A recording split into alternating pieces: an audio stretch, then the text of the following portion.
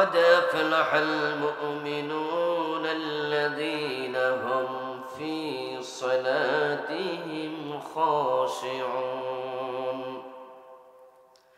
والذين هم عن اللغو معرضون والذين هم للزكاة فاعلون.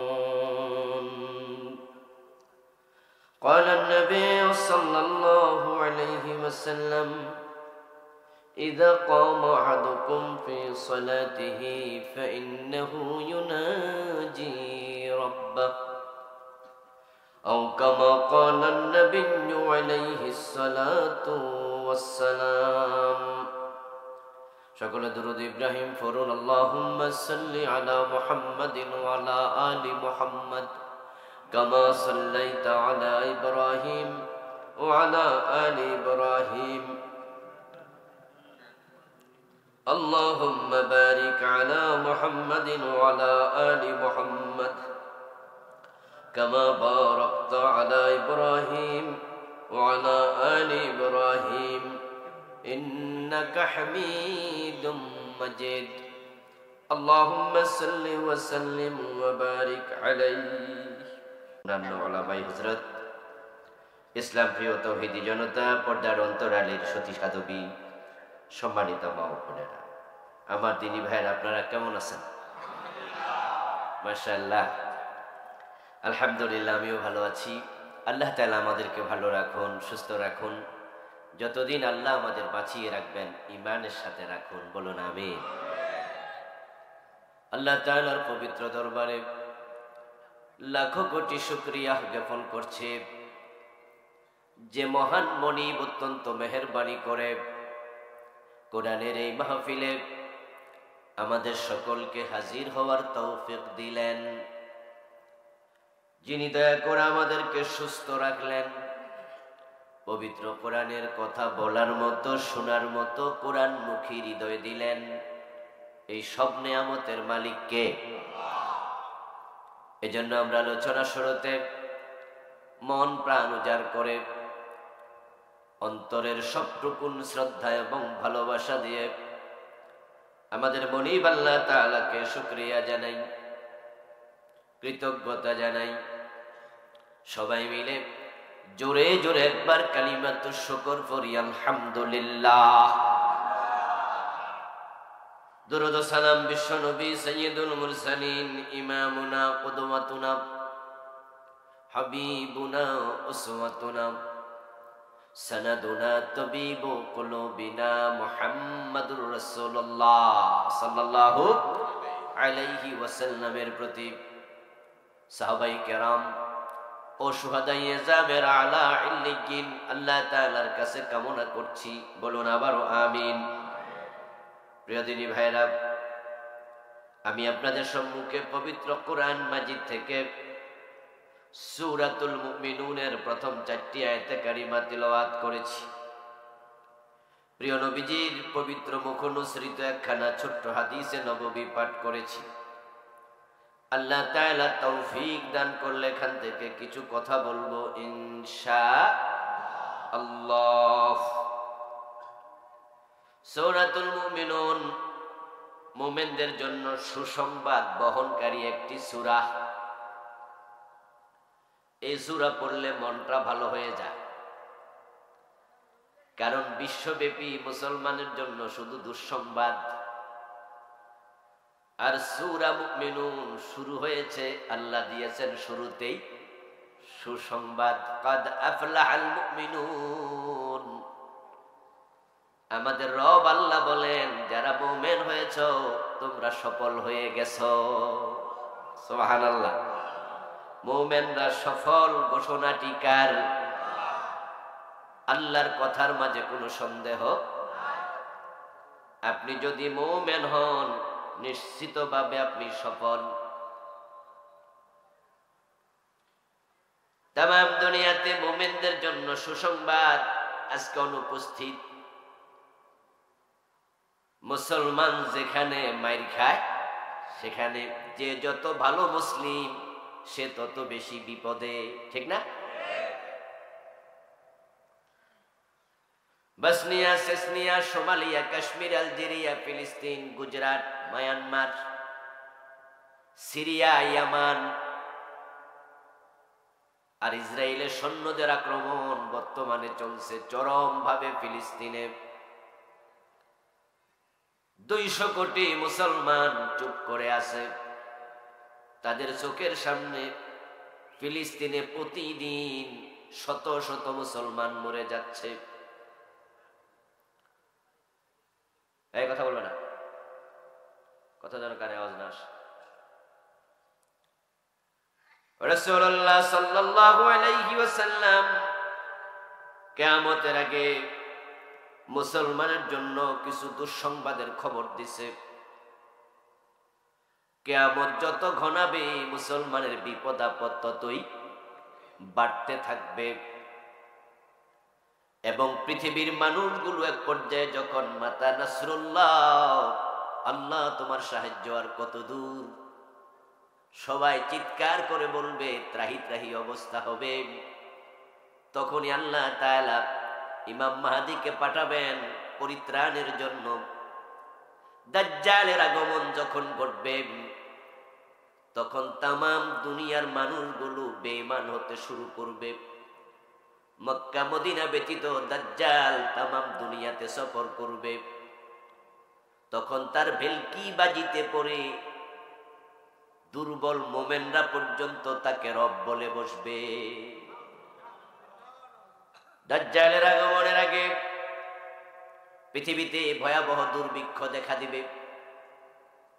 ওই দুর্ভিক্ষে হাজার হাজার মানুষ না খেয়ে মরবে, খাবার খুঁজে পাবে না মানুষ, এমন হবে অবস্থা, আকাশ বৃষ্টি বর্ষণ করবে না, জমিন ফসল উৎপাদন করবে না।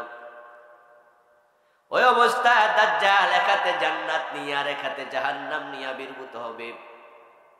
এক হাতে থাকবে রুটির পাহাড় আর এক হাতে থাকবে সমুদ্রের ঝর্ণার মতো পানি। তাকে রব যে বলবে না তাকে সে রুটি দেবে না, তাকে যে রব বলবে না তাকে পানি দেবে না।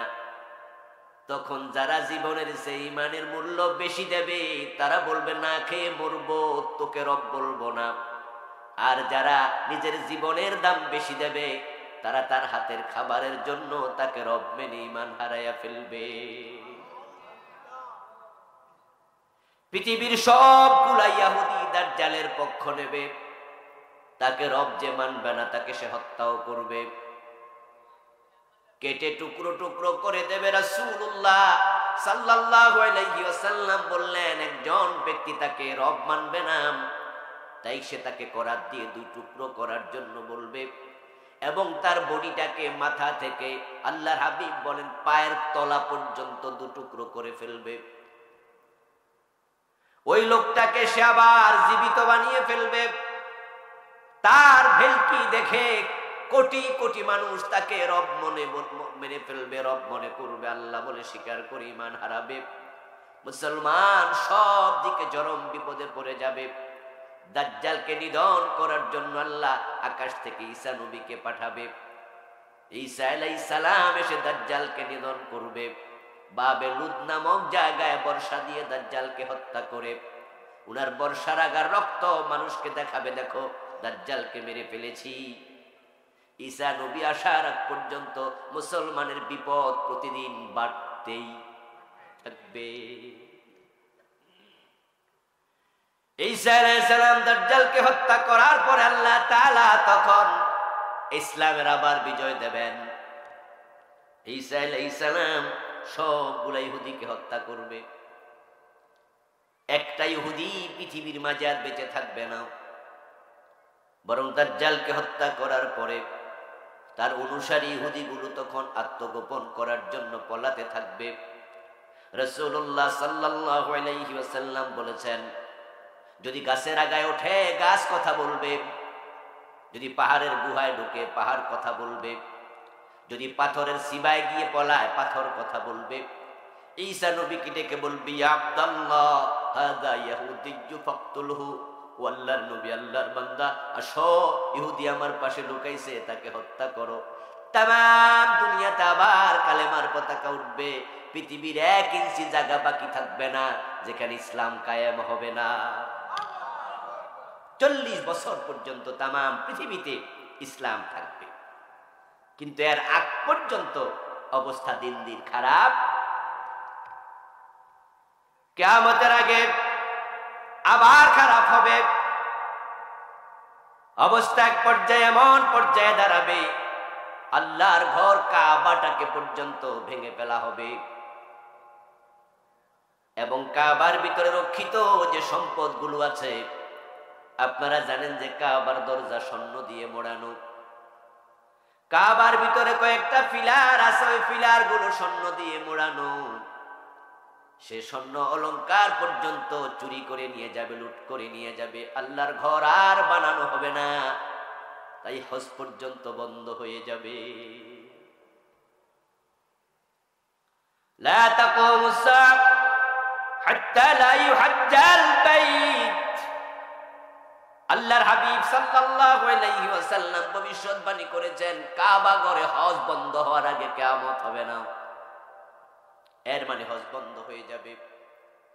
রাসূলুল্লাহ সাল্লাল্লাহু আলাইহি ওয়াসাল্লাম বলেছেন, মদিনা জনমানব শূন্য হয়ে যাবে। মদিনা নামক শহরে বন্য প্রাণী ছাড়া কোনো মানুষের বসবাস আর থাকবে না। সর্বশেষ মুজাইনা নামক গোত্রের 2 জন ব্যক্তি মদিনায় যাবে। তারা তাদের পশুপাল চরানোর জন্য তারা মরুভূমিতে ছাগলগুলো ছেড়ে দিয়েছিল। ওই ছাগলগুলো খুঁজতে গিয়ে বিকালে দেখবে ছাগলগুলো মরুভূমিতে নাই। তখন ছাগল খুঁজতে খুঁজতে তারা মদিনায় হাজির হবে। হাজির হয়ে দেখবে মদিনাতে কিছু বন্য প্রাণী চড়ে বেড়াচ্ছে। মদিনা নামক শহরে একটা মানুষের বসবাস আর নেই। এর মানে কি দাঁড়ালো? ঈমানওয়ালা মানুষ আর নাই। ঈমানওয়ালা যতদিন থাকবে, কাবার প্রতি আকর্ষণ তাদের ততদিন থাকবে। ঈমানওয়ালা যতদিন বেঁচে থাকবে, মদিনার প্রতি আকর্ষণ থাকবে। যখন মক্কা ঘর পর্যন্ত থাকবে না, মদিনা জনমানব থাকবে না, বুঝা গেল পৃথিবীতে তখন ঈমানওয়ালাও আর নেই। قال النبي صلى الله عليه وسلم لا تقوم الساعة حتى يقول أحد الله الله। যতদিন পর্যন্ত জমিনে আল্লাহ বলার মতো একজন মুমিন থাকবে, ততদিন কিয়ামত হবে না। কিয়ামত যেদিন হবে, আল্লাহ বলার মতো ইমানদার একজনও আর থাকবে না। আমি সংক্ষিপ্ত একটি ভূমিকা বললাম। এই ভূমিকা দ্বারা আপনারা বুঝে নিলেন যে ইমাম মাহদী ঈসা আলাইহিস সালাম আগমনের আগে মুসলমানের অবস্থা খারাপ হতেই থাকবে। ঈসা আলাইহিস সালাম আসার পরে ইসলামের আবার পুনর্জাগরণ হবে। উনি 40 বছর রাজত্ব করবেন, তারপরে আবার খারাপ হয়ে যাবে। পৃথিবীতে ইসলাম আর কখনো পুনর্জাগরিত হবে না, কিয়ামত হয়ে। এবার বলুন তো, ঈসা নবী কি এসেছে? যারা চুপ করে আছেন তারা মনে দেখে ফেলছেন ঈসা আলাইহিস সালাম নাকি? ঈসা আলাইহিস সালাম এসেছে? ইমাম মাহদী কি এসেছেন? তাহলে ঈসার অবতরণ হয়নি, ইমাম মাহদীর আবির্ভাব হয়নি, দাজ্জালেরও আগমন ঘটেনি। এটাই প্রমাণ করে ঈসা নবী আসার আগে মুসলমানদের অবস্থা খারাপ হতেই। আরে খারাপ হওয়ার পিছনে আমি মনে করি মৌলিক 3টি কারণ। একটি হতে পারে এটা আমাদের কৃতকর্মের ফল, আরেকটা হতে পারে এটা আল্লাহর পক্ষ থেকে ঈমানের পরীক্ষা, আরেকটা হতে পারে এটা আল্লাহর পরিকল্পনার বাস্তবায়ন। আমি আমার ইলম থেকে, আমার ছোট্ট গবেষণা থেকে আমি 3টি কারণ দেখি। একটা হলো আমাদের কৃতকর্মের ফল। এই যে আজকে ফিলিস্তিনে এত মাইর খাচ্ছে, 200 কোটি মুসলমান যদি মাথা তুলে দাঁড়াতো, ইহুদিরা কি মারতে সাহস করতো? আমরা সুরতাই মাইর খাচ্ছি, এটা আমাদের কৃতকর্মের ফল। আপনারা যারা বিশ্ব মানচিত্র চোখ বুলানোর সুযোগ আছে, বাড়িতে গিয়ে দেখবেন ইসরায়েল নামক অবৈধ রাষ্ট্র, এটা চারপাশে যতগুলো দেশ সবগুলো কি কাফের না মুসলমান? এপাশে মিশর, এপাশে লেবনান, এদিকে সৌদি আরব, এদিকে বাহারে আহমার, এটা আমরাই তো মধ্যপ্রাচ্যে। ওরা হচ্ছে হচ্ছে এখানে অবৈধ, যারও সন্তানের মতো। ওরা আমাদের জমিনে আমেরিকার সাহায্য নিয়ে দ্বিতীয় বিশ্বযুদ্ধের পরে কলোনি স্থাপন করেছিল, বসতি স্থাপন করেছিল। তৎকালীন যারা মুসলিম রাষ্ট্রপ্রধান ছিল, তারা যদি শক্তভাবে বিরোধিতা করত, তখনও কিন্তু তারা এখানে জায়গা পেত না। তাহলে এটা আমাদের কৃতকর্মের ফল যে আমাদের পূর্বপুরুষরা ইহুদিদেরকে বসতি স্থাপনে সিরিয়াসলি বাধা দেয়। তখনকার মুসলিম রাষ্ট্রপ্রধানরা হয়তো ভেবেছিল মরুভূমিতে বিশাল জায়গা আছে, কোনো একটা জায়গা ফিলিস্তিনের একটা অংশে যদি তারা থাকে, অসুবিধা কোথায়? গাজা নামক যে উপত্যকা, আজকে যে গাজার সাথে যুদ্ধ চলছে ইসরায়েলের, আপনারা বিশ্ব মানচিত্রে দেখবেন, ম্যাপের মাঝে পাবেন, গ্লোবের মাঝে পাবেন, গাজা উপত্যকার পাশে হলো বাহারে আহমাদ, পাশে হলো সাগর। আজ থেকে 70-75 বছর আগে যখন ইসরায়েল তাদের বসতি স্থাপন করে, তখন তো আজকের মতো যোগাযোগ ব্যবস্থা পৃথিবীতে এতটা ভালো ছিল না। এত গাড়ি ঘোড়া, এত রাস্তাঘাট, এত হেলিকপ্টার, এত বিমান পৃথিবীতে ছিল না। আরে ভাই, আমাদের দেশে তো আমরা কুমিল্লা থেকে যারা ঢাকা যেতাম, তাদেরও 6 ঘন্টা 7 ঘন্টা সময় লাগতো, 10 ঘন্টা লাগতো। কারণ পদ্মা মেঘনা ব্রিজও ছিল না, দাউদকান্দি ব্রিজও। আমার সমবয়সী আপনারা যারা আছেন, আমার সিনিয়র যারা আছেন, আপনারা মেঘনা দাউদকান্দি এই 2 জায়গায় ফেরির জন্য বইয়া বইয়া কানছেন। 2 ঘন্টা 3 ঘন্টা বইয়া রয়েছে, জ্যাম লাগছে, ফেরি আইয়ে না।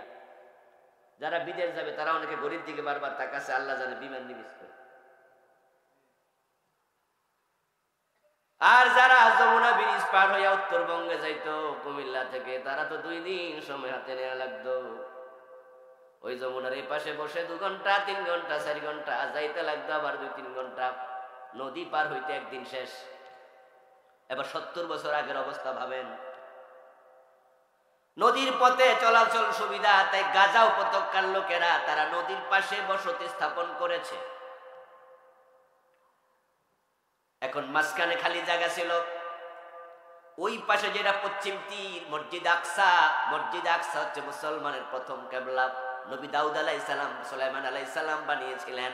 অনেক নবীর সেখানে জন্মস্থান, তাই মসজিদ আকসা কেন্দ্রিক মুসলমানের বসতি ওখানে ছিল। মাঝখানটা ছিল মরুভূমির মতো খালি। যখন দ্বিতীয় বিশ্বযুদ্ধের পরে ইসরায়েলকে এখানে কলোনি বানাইতে দিয়েছে, হতে পারে তৎকালীন মুসলমান নেতারা ভাবছে খালি যেহেতু আছে, মাঝখানে মানুষ টানুষ নাই, ইসরায়েলের ইহুদি থাকলে থাকুক না।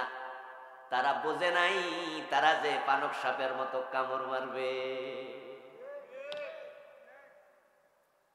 এজন্য ওদেরকে মাঝখানে থাকতে দিচ্ছে। আপনারা পুরা ফিলিস্তিনকে এক দেশ মনে করেন না। ফিলিস্তিন, বাংলাদেশ, পাকিস্তান, যেমন পাকিস্তান 2টা ছিল, একটার নাম পশ্চিম পাকিস্তান আর একটার নাম, কথা কন না ভাই, একটু ধাক্কা মাক্কা দেন না নাকি? পাকিস্তান কি একটা দেশ ছিল? নাম একটা, দেশ কিন্তু একটা না, দেশ ছিল 2টা। মাঝখান দিয়া ভারত, বিশাল একটা রাজ্য। আর যখন আমরা পড়ে গেলাম পূর্ব পাকিস্তানে, তারা পড়ে গেল পশ্চিম পাকিস্তানে। স্বাভাবিকত এখানে এত দূরত্বের কারণে ভাই ভাই ঝগড়া দ্বন্দ্ব হতেই পারে। আর দ্বন্দ্বের ফলাফল হলো দেশ আলাদা। তো মাঝখানে ইসরায়েল নামক রাষ্ট্র পড়ল। তারা আস্তে আস্তে করে তাদের বাড়িঘর বাড়াতে শুরু করে দিল। বাচ্চা কাচ্চা হচ্ছে, ঘর বাড়ি লাগবে। তারা তখন জায়গা বাড়াতে বাড়াতে বাড়াতে বাড়াতে এমন বাড়াইয়া দিল, এখন ওই পাশ দিয়া পশ্চিম তীরে মুসলমানদের বাড়িঘর দখল করা শুরু করলো, এই পাশ দিয়া গাজা উপত্যকা মুসলমানদের বাড়িঘর দখল করা শুরু করলো। ওরা মাঝখানটা পুরাটা এমন ভাবে দখল করলো, ফিলিস্তিন এখন কয় ভাগে ভাগ হয়ে গেল? 2 ভাগ। এখন ফিলিস্তিনের এপাশের মুসলমান ও পাশে যেতে পারে না, ও পাশের মুসলমান এ পাশে আসতে পারে না, মাঝখানে ইসরায়েল। এখন ইসরায়েল আমেরিকার পাওয়ার পাইয়া পরমাণু অস্ত্র বানায় ফেললো, তাম দুনিয়ার কাফেররা তাকে সহযোগিতা করলো। আপনারা দেখেছেন গত 7ই অক্টোবর যখন নতুন করে যুদ্ধ বেঁধে গেল, আমেরিকার সাথে সাথে ইসরায়েলের পক্ষ নিল। পাশের রাষ্ট্র ভারতের বর্তমান প্রধানমন্ত্রীও ইসরায়েলকে সাপোর্ট করে দিল। মোদী সরকার বলে দিল ইসরায়েলের সাথে আমরা আছি, আমেরিকা বলল আমরা ইসরায়েলের সাথে আছি, জার্মানি বলল আমরা তাদের সাথে আছি, ইউকে বলল তাদের সাথে আছি, ফ্রান্স বলল তাদের সাথে আছি। আল কুফরু মিল্লাতুন ওয়াহিদা, সবগুলো কাফের এক হয়ে গেল। নাউযুবিল্লাহ। এখন রেজাল্ট আমরা ভোগ করছি। আমাদের পূর্বপুরুষরা বিরোধিতা করলো না, বাড়ি তাদেরকে দিল। এরপরে এবার বর্তমানের দিকে আসেন। এখন তারা যখন আমাদেরকে মারতেছে, এই বছরের জানুয়ারির 1 তারিখ থেকে সেপ্টেম্বর মাসের লাস্ট দিন পর্যন্ত ফিলিস্তিনে ইসরায়েল সৈন্য কর্তৃক 268 জন মুসলমান শহীদ হয়েছে। পত্রিকার রিপোর্ট। কতজন? আমি তো কয়ে দিলাম, আপনারা এবার একটু হাঙ্গাল দেন না। কয়জন? 9 মাস। 9 মাস না, সেপ্টেম্বর পর্যন্ত। প্রতি মাসে ঘরে 30 দিন যদি হয়, 9 মাসে দিন আছে কয়টা? 270। তারা মারছে কতজন? তাহলে গড়ে প্রতিদিন একজন। এই 268 জন মানুষকে তারা মারলো ফিলিস্তিনে, প্রতিদিন মারলো। কারণ ফিলিস্তিনে কোনো আলাদা পুলিশ নাই, আলাদা সেনাবাহিনী নাই, আলাদা বিমান বাহিনী নাই, আলাদা বিমানবন্দর নাই, সব কিছু নিয়ন্ত্রণ করছে ইসরায়েল। ইভেন গাজা উপত্যকায় পানির লাইন নাই, মোটর বসাইতে দেয় না, বিদ্যুতের লাইন নাই, গ্যাসের লাইন নাই, সব ইসরায়েল নিজেরা কন্ট্রোল করছে। একটু পান থেকে চুন খসলে, চুন থেকে পান খসলে তারা পানির লাইন বন্ধ করে দেয়, গ্যাসের লাইন বন্ধ করে দেয়, বিদ্যুৎ বন্ধ করে দেয়, মোবাইল নেটওয়ার্ক বন্ধ করে দেয়। এখন সব বন্ধ করে দিয়া মাথার উপরে রাতের অন্ধকারে তারা মিসাইল মারতেছে, বোম মারতেছে। প্রতিদিন হাজার হাজার মুসলমান মরে যাচ্ছে। 12,000-এর মতো ঘর বাড়ি ইতিমধ্যে ভেঙে ফেলেছে। কত হাজার মুসলমানকে শহীদ করেছে তার পরিসংখ্যান আমরা জানি না। 8-9 হাজার বলে, এগুলো একবারে মোটেও সঠিক তথ্য নয়। কারণ এখন তো মরলে ছবি দেওয়ার সুযোগ নাই, মোবাইলের নেটওয়ার্ক নেই। এই যে মারতেছে, চারিদিকে মুসলমান রাষ্ট্র কি ভূমিকা রাখলো? 65টি মুসলিম রাষ্ট্র, 57টি ওআইসির সদস্য, সব কাফের মিলে আমেরিকার আপনার ইসরায়েলের পক্ষ নিতে পারলো। আমেরিকার রণতরী পাঠাইয়া দিল, মিসাইল পাঠাইয়া দিল, সৈন্য পাঠাইয়া দিল। আর এর মাঝে পাকিস্তান কয় আমরা বিরোধিতা করলাম, বাংলাদেশ কয় আমরা বিরোধিতা করলাম, মিশর কয় আমরা বিরোধিতা করলাম, সৌদি আরব কয় আমরা বিরোধিতা করলাম। আপনারা বিরোধিতা করেন, আহেরা বোমা মারুক।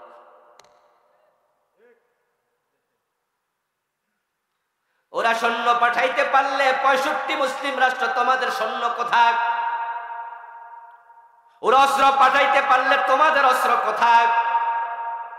ওরা টাকা পাঠাইতে পারলে তোমাদের টাকা কোথায়?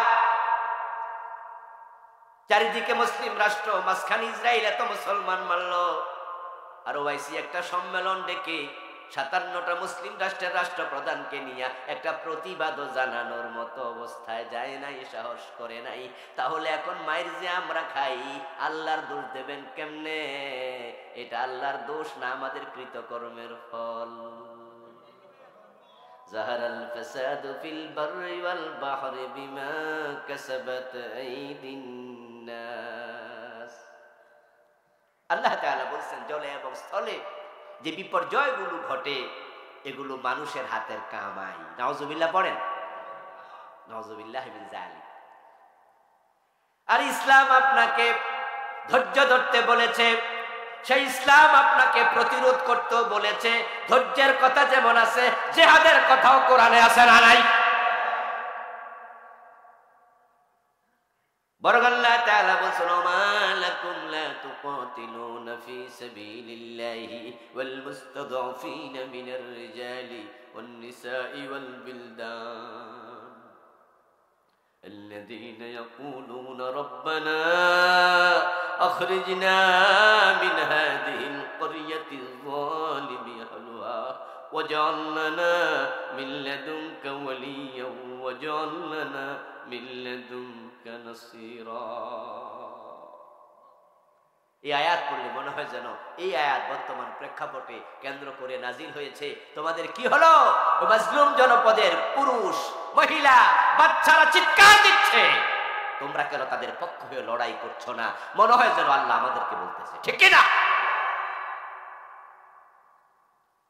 ইসরায়েলের চারপাশে যত মুসলমানের বসতি, 200 কোটি মুসলমান যদি ইসরায়েলের মাটি থেকে এক খাপলা করে মাটি নিত, ইসরায়েল নামক রাষ্ট্র পৃথিবীতে থাকতো না।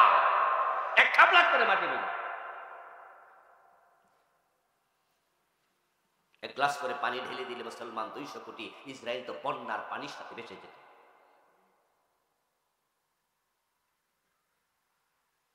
দোয়া করছেন তো কবুল হবে না, এসব দোয়া কবুল হবে না।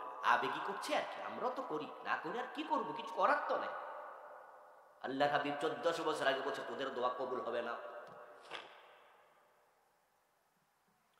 قال النبي صلى الله عليه وسلم لا تأمرن بالمعروف ولا تنهون عن المنكر। অবশ্যই তোমাদেরকে সৎ কাজে আদেশ দিতে হবে, অন্যায় দেখলে প্রতিবাদ করতে হবে, প্রতিরোধ করতে হবে, নিষেধ করতে হবে। আও যদি না করো লায়ুশিকান্না আন ইয়াবাতাল্লাহু আলাইকুম আযাবাম মিন ইনদিহি সুম্মা লাতাদউন্নাহু ফালা ইস্তাজাবু লাকুম। অন্যায় দেখলে বাড়িতে বসে থাকবা, চুপ করে থাকবা, হেরে মারে আমার কি, আমার তো মারে না, এই জন্য তুমি অন্যায় প্রতিবাদ করবা না, ন্যায়ের আদেশ করবা না। তাহলে অপেক্ষা কর, আল্লাহর পক্ষ থেকে আযাব গজব আসবে, বিপদ আল্লাহ চাপাইয়া দেবে, মুসিবত চাপাইয়া দেবে। তখন দোয়া করবা, দোয়াও কবুল আর হবে না। আমরা বদরে দেখেছি 5000 ফেরেশতা এসে গেছে। আমরা রাসূলুল্লাহর জন্মের বছর, উনার জন্মের 50 দিন আগে দেখেছি ইতিহাসের পাতায় কাবা ভাঙতে আসছিল আব্রাহা, আকাশ থেকে আবাবিল এসে গেছে। এখন আমাদের ইরাক মেসাকার করে, আবাবিল আসে না। বাবরি মসজিদ ভাঙ্গে, আবাবিল। ফিলিস্তিনে সব মাইরা লেতেছে, ফেরেশতা একজনও আসে না। ঘটনাটা কি? এই আওয়াজ কিসের? বন্ধ করো। আবাবিল যদি আল্লাহ তাআলা তখন পাঠাতে পারে কাবাকে হেফাজত করার জন্য, বাবরি মসজিদের জন্য কি 10-20টাও পাঠাইতে পারতো না? কয়টা পাঠাইছে? আচ্ছা, আমরা কি দোয়া করি নাই? তো 92 সন কিনা, মানে 90 এর দিকে, তখন আমি ক্লাস 6-7 পড়ি, যেটুকু মনে পড়ে বাবরি মসজিদ তখন ভাঙে। ওই সময় আমরা হুজুরদেরকে দেখেছি, আমাদের ওস্তাদদেরকে দেখেছি কত দোয়া করছে। আমি একটা মসজিদে জুমা পড়লাম, ওই ছোটকালে মনে আছে এখনো। ওই মসজিদে খতিব সাহেব যখন বাবরি মসজিদের পক্ষে কথা বলতেছে, তখন দেখলাম মুসল্লিরা মসজিদের ভিতরে মিছিল শুরু করে দিচ্ছে। মায়ানমারে মুসলমানদেরকে যখন মারে, তখন কাবার ইমামকে আমি এক রামাদানে বিতিরের নামাজে দোয়ায় কুনুতে বর্মা বর্মা বলে চিৎকার দিয়ে দোয়া করতে দেখেছি। মায়ানমারে আল্লাহ সাহায্য পাঠায় নাই। 10 লাখের উপর মুসলমান জান লইয়া পালাইয়া এখন বাংলাদেশ উদ্বাস্তু। ইউনাইটেড নেশন ভিক্ষা দেয়, তারা ভিক্ষা নিয়ে কোন রকমে জান বাঁচায়। ওদের নাগরিকত্বটা বাংলাদেশেও নাই। এখন মায়ানমারে তারা কয় বাইর কইরা দিছি, তোরা আমাদের দেশেও নাগরিক না। ইরাক শেষ করে দিল, কই দোয়া তো কবুল হলো না। ফিলিস্তিন শেষ করে দিচ্ছে, দোয়া কবুল হচ্ছে না। এর কারণ হচ্ছে রাসূলুল্লাহর বাণী প্রতিরোধ না করলে দোয়া কবুল হবে না। আল্লাহর হাবিবের জীবনের দিকে তাকায় দেখো, আল্লাহ যখন বদরের যুদ্ধের প্রেক্ষাপট তৈরি করলেন, আমার রাসূল তো মসজিদের কোনায় ঢুকে 313 জন সাহাবীকে নিয়ে আল্লাহ তাআলাকে বলতে পারতেন, আল্লাহ আবু জাহেলের 1000 বাহিনী, তাদের সাথে আমরা যুদ্ধ করে টিকবো কেমনে? আমার তো লোক কম, শক্তি কম, যুদ্ধের অস্ত্র কম। আল্লাহ তোমার তো শক্তির অভাব নাই, তুমি আবু জাহেলের বাহিনীকে মরুভূমিতে একটা সাইমম জ্বর দিয়া উল্টায় পাল্টায় সেখানে বালির নিচে চাপা দিয়া দাও। সাহাবীরা বলতো আমিন। রাসূল কি মসজিদের কোনায় ঢুকে দোয়া করছিল নাকি 313 জন নিয়ে ময়দানে গেছিল? আর এখন আমরা দোয়া করি ময়দানে যাইয়া না ঘরে ঢুকিয়া, তো দোয়া কবুল হবে কেমনে?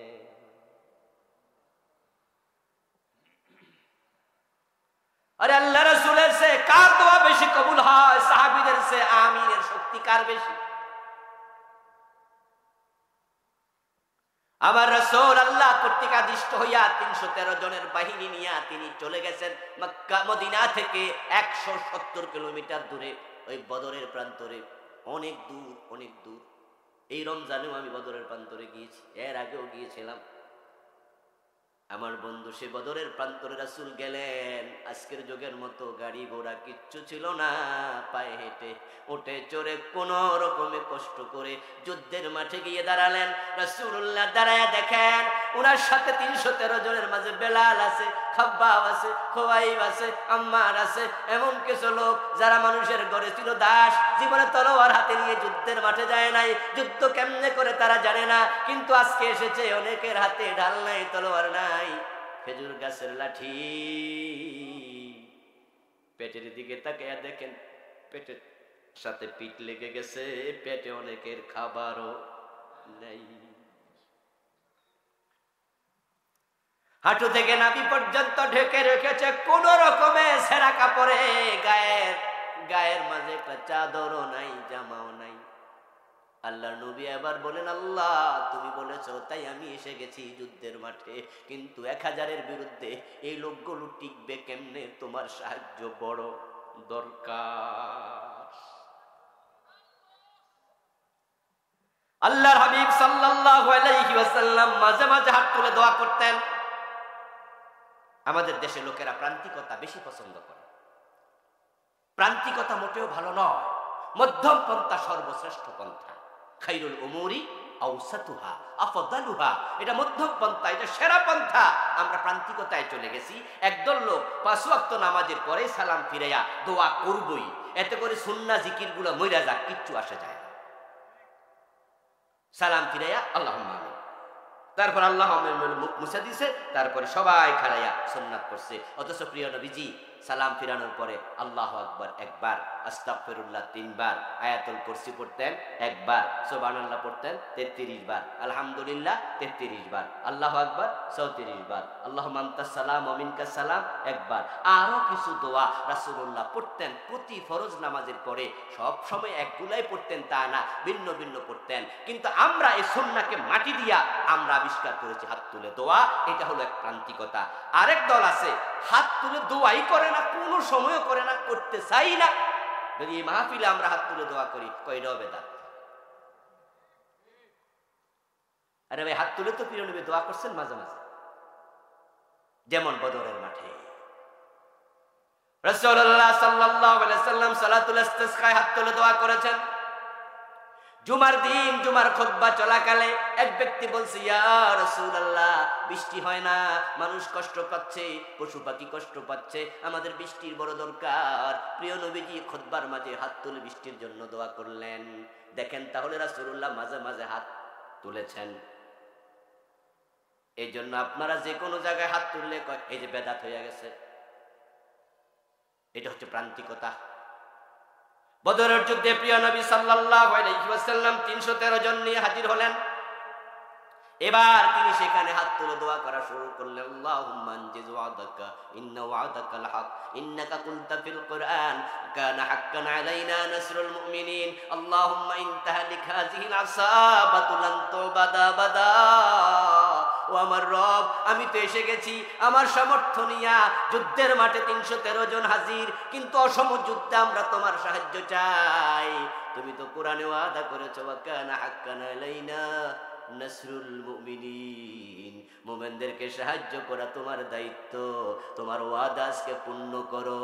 তবে হে আল্লাহ শোনো, ইনতাহালিক হাযিহিল আসাবাতু লান তুবাদা আবাদা, সাহায্য যদি না পাঠাও আজকে 313 জনের ক্ষুদ্র দল ধ্বংস হয়ে যাবে, শহীদ হয়ে যাবে, কিন্তু রাস্তা ছেড়ে মাঠ ছেড়ে পালিয়ে যাবে না।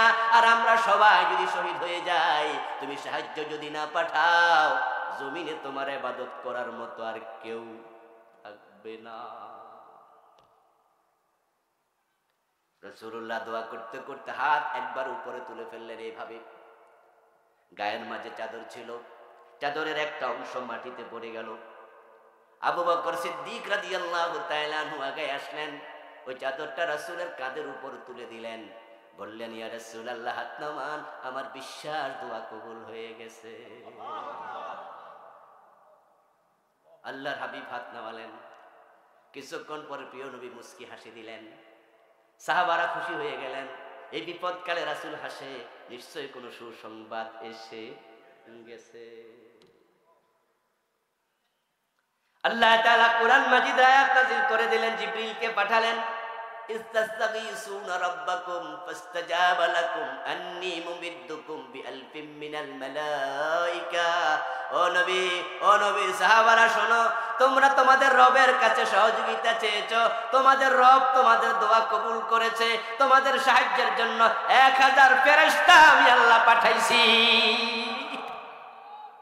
হলো না? সুবহানাল্লাহ, আস্তে হয়ে গেল। সুবহানাল্লাহ বললে লাভ আছে না নাই? 1000 ফেরেশতা পাঠাইছেন কে? কাফের আছে কতজন? বদরের যুদ্ধে কাফের কত?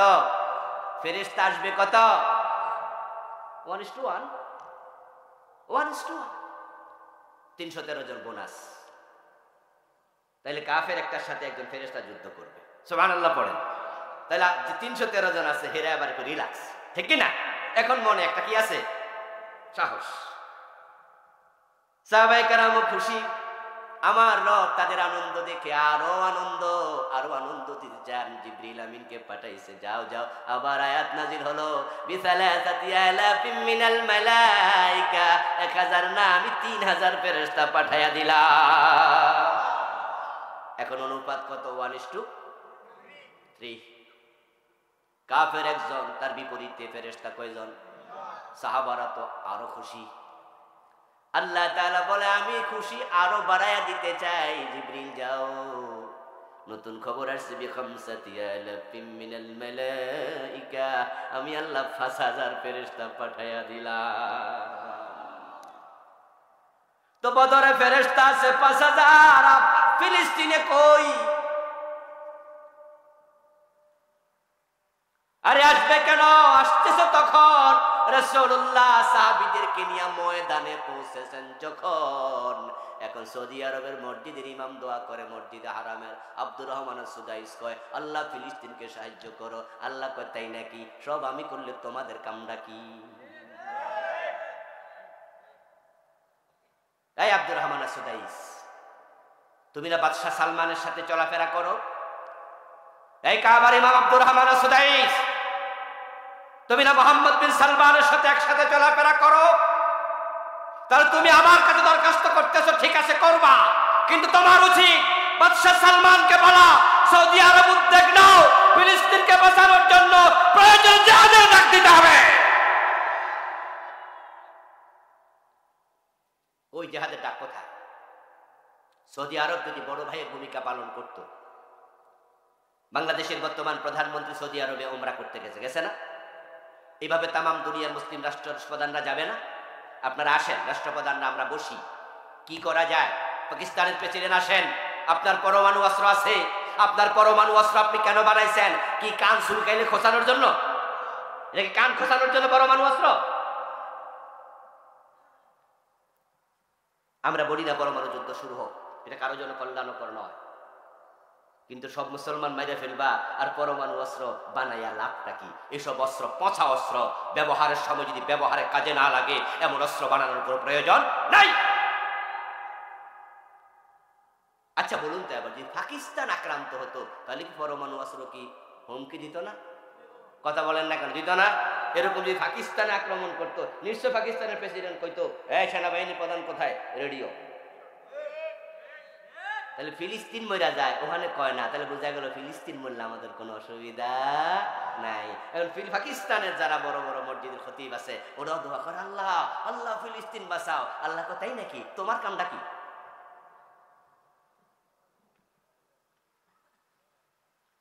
রাসূলুল্লাহ সাল্লাল্লাহু আলাইহি ওয়াসাল্লামের জন্মের 50 দিন আগে আব্রাহা এসেছিল কাবা ভেঙে ফেলবে। খবর পেয়েছে রাসূলুল্লাহর দাদা আব্দুল মুত্তালিব, উনার গোলামের মাধ্যমে, দাসের মাধ্যমে। কারণ উনার একদল একটা পাল ছাগল ছিল, ওই ছাগলগুলো দাস চড়াচ্ছিল মরুভূমিতে। আব্রাহা মরুভূমিতে যখন ওয়াদি আল মুহাসসার পর্যন্ত পৌঁছলো, ওই মুজদালিফা এবং আরাফার কোনায়, ওখানে আসার পরে হাতিগুলো মাটিতে বসে গেল। হাতি আর কাবার দিকে যেতে এক কদম রাজি না। হাতি যখন বসে গেছে এবার সৈন্যরাও থেমে গেছে। হাতি তো এত বড় প্রাণী, চাইলে এটারে কোলে করে খাড়া করানো যাবে নাকি ধাক্কাইয়া? 2-4 দিন চলে গেল, হাতিরে ধাক্কা, হাতি তো ওড়েই না। এর মাঝে খাবার শেষ, পানীয় শেষ, খেজুর শেষ, রুটি শেষ, পানি শেষ, মরুভূমি, পাইব কোথায় খাবার? লোকজন বলল, স্যার এভাবে আজ কয়দিন, খাবার তো শেষ।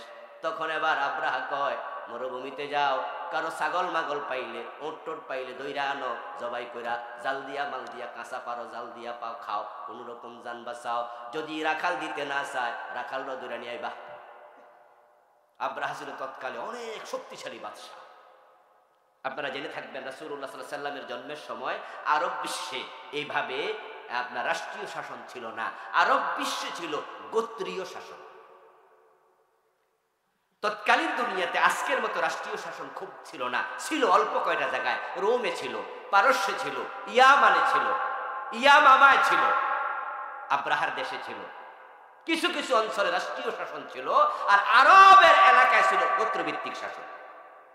এখানে কুরাইশ বংশের শাসন, ওখানে আরেক বংশের শাসন, এরকম। আব্রাহা ছিল রাষ্ট্রপ্রধান। আচ্ছা, একটা রাষ্ট্রের সাথে গোত্র টিকবে? এর ভাইরা কথা না বলে তো মজা পাইতেছি না। রাষ্ট্রের সাথে গোত্র পারবে?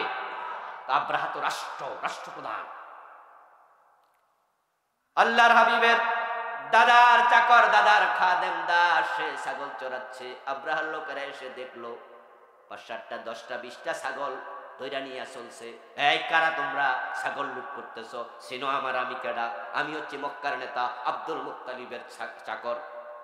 ছাগলগুলো উনার, ছাগল নিও না, অবস্থা কিন্তু ভালো হবে না। কারণ বেটা বোঝে আমার আব্দুল মুত্তালিব হলো এলাকার নেতা, উনি খবর পাইলে বাইরে সোজা করে লেব।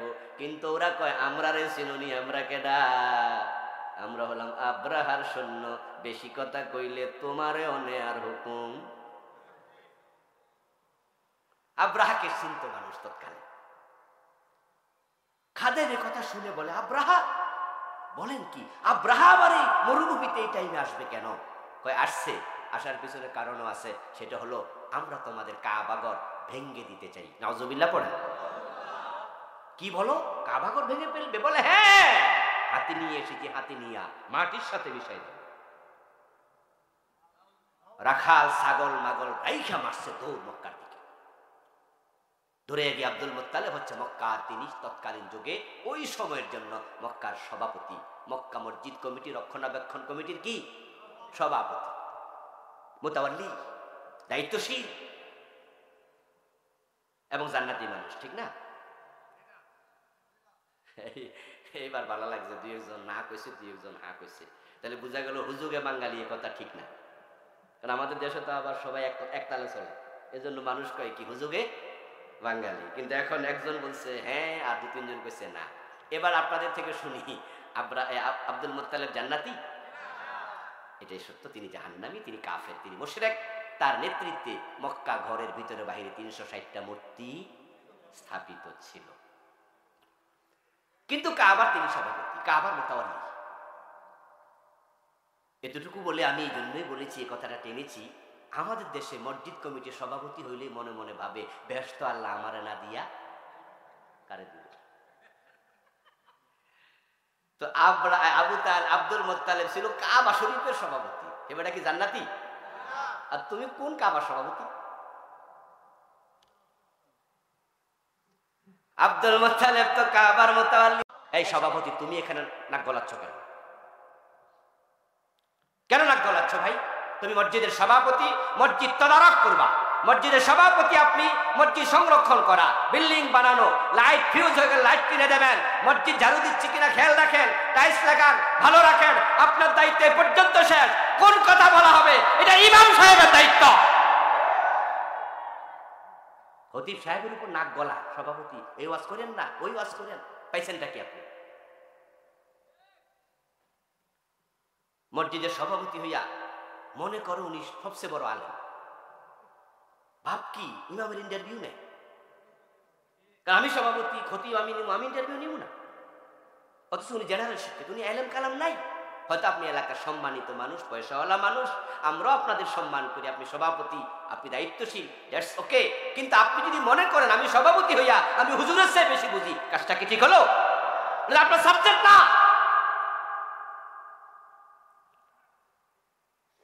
সোশ্যাল মিডিয়া পড়লাম এক মসজিদের খতিবের ইন্টারভিউ হচ্ছে। ইন্টারভিউ বোর্ডে গিয়ে খতিব সাহেব দেখে কি রে হুজুর যে একজন না, ইন্টারভিউ নিতেছে মসজিদের সভাপতি, সেক্রেটারি, কোষাধ্যক্ষ, কমিটির লোক। ইমাম সাহেবের জিজ্ঞাসা, হুজুর কিয়ামতের আলামত কি? হুজুর কয় মুরুক্ষরা আলেমের ইন্টারভিউ নেবে। এটা কিসের আলামত? এটা কিয়ামতের। আপনারা যে কাজটা করছেন এইটাই তো কিয়ামতের আলামত। আমি কই হেসা কথা মিশা কথা সোশ্যাল মিডিয়া লিখছে জানি না, তবে হুজুরের কথাটা কি 100%? ইজা উসিদাল আমরু ইলা গায়রিহি ফান্তাজিরি সা।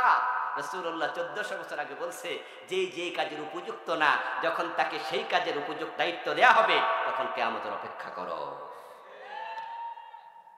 আব্দুল মুত্তালিব কাবার মুতাওয়াল্লি, উনার চাকর দৌড়ে গেল, গিয়ে খবর দিল আব্রাহা আসছে, কাবা ভেঙে ফেলবে এবং আপনার ছাগলগুলো নিয়ে গেছে। এই কথা শোনার সাথে সাথে আব্দুল মুত্তালিব বলে কষ্কিরে, আমার কাবা ভেঙে ফেলবে, এটা কেমনে হয়? উনি কাবা শরীফের অন্য অন্য কমিটি সদস্য যারা আছে তাদেরকে ডাকলো, নিজের ছেলেদেরকে ডাকলো। তারা বলল, আরে চাকর মানুষ, দাস মানুষ, কি বুঝতে কি বুঝছে হুজুর, এজন্য আমরা অনুরোধ করি একজনকে পাঠান, আসলে আব্রাহা আসছে কিনা একটু সত্যতা যাচাই করা দরকার। আব্দুল মুত্তালিব তখন কয়, তাহলে আমি যাই। আব্দুল মুত্তালিব চলে গেলেন, গিয়ে দেখেন ঠিকই সেখানে অনেকগুলো হাতি বসে আছে। আব্রাহা অনেক সৈন্য নিয়ে এসেছে। মানুষদের দল ঠেলে ভিতরে ঢুকলেন, জিজ্ঞাসা করলেন আব্রাহা কোনজন? লোকজন দেখাই দিল উনি। আপনি কেডা? পরিচয় দিল, আমি কাবার মুতাওয়াল্লি আব্দুল মুত্তালিব। আব্রাহার কাছে গিয়ে বললেন, ও আব্রাহা, আপনার লোকেরা আমার ছাগল নিয়ে আসছে, আমার দাস আমাকে গিয়ে বলেছে, আমি দৌড়াই আসছি, আমার ছাগলগুলো ফিরিয়ে দেন। আপনি ছাগল লুট করবেন কেন? আব্রাহা আশ্চর্য হয়ে বলল, পরিচয় দিলেন কাবার মুতাওয়াল্লি, কিন্তু শুধু ছাগল ছাগল করতেছেন, আসল খবর জানেননি আমি কেন আসছি? শুনেছি আমার দাস বলেছে আপনি নাকি কাবা ঘর ভেঙে দেবেন। কাবার মুতাওয়াল্লি হইলে ওই বিষয়ে কিছু কইলেন না, ছাগল ফিরত চান। তখন আব্দুল মুত্তালিব জবাব দেয়, নিশ্চয় কাবার একজন রব আছে, এটা উনি দেখবে, ছাগল আমার, তাই ছাগলটা আমি দেখি।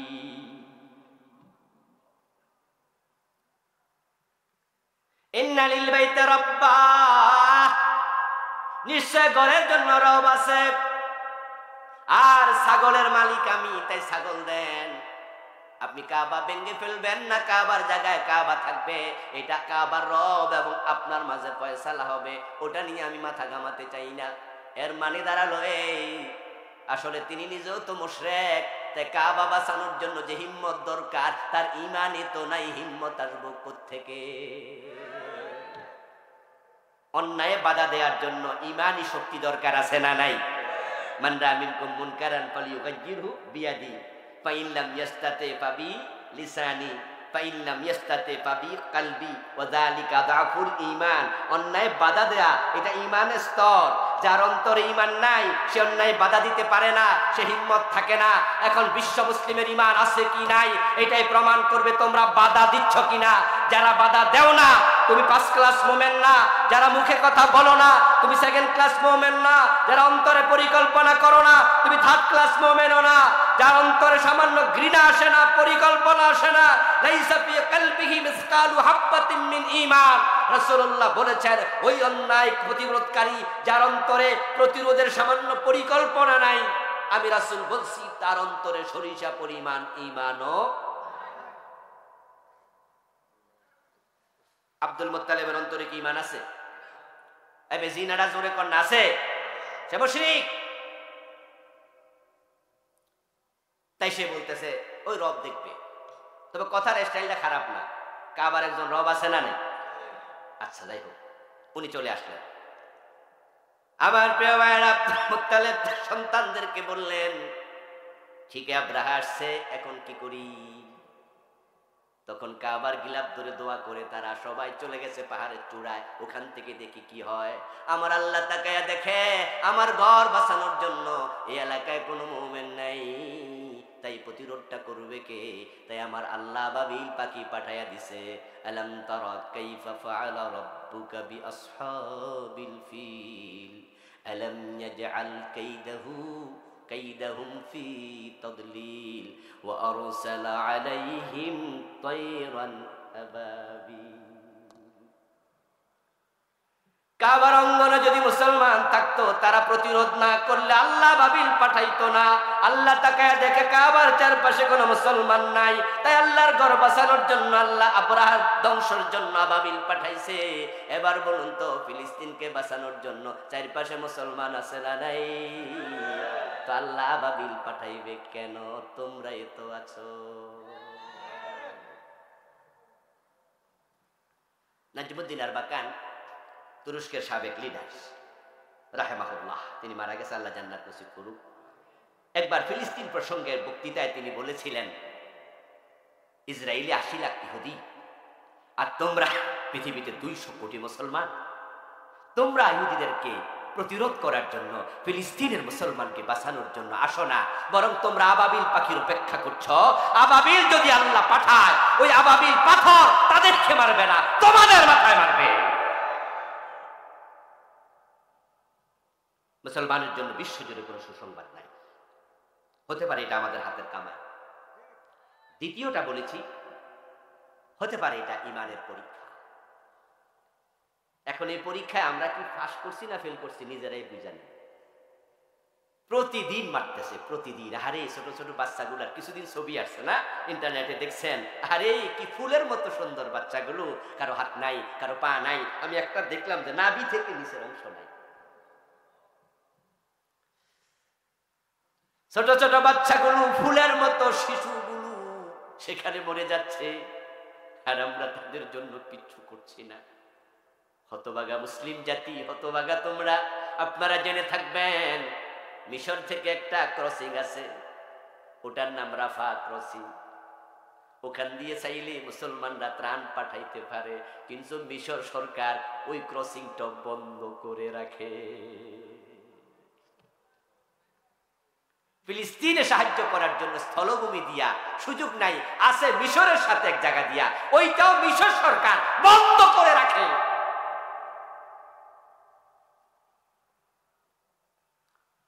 আল্লাহর পরীক্ষা তোমরা ফেল করেছো। ধনী ভাই, তোমাকে বলছি আল্লাহ ধন দিয়া তোমারে পরীক্ষা করে, দেখি তুমি দান করো কিনা, সাদাকা করো কিনা, গরিবের প্রতি ইহসান করো কিনা।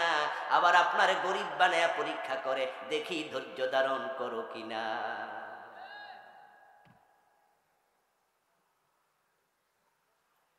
যদি আপনি পয়সাওয়ালা হওয়ার পরে ওসমানের মতো হয়ে যান, টাকা পয়সা দান করেন, সাদাকা করেন, অসহায় মুসলিমের জন্য দান করেন, আপনার দান আপনার জন্য জান্নাতের কারণ হবে। যারা গোপনে দান করে, আল্লাহর আরশে আজিমের নিচে বিচারের দিন তাকে মেহমান বানাবে।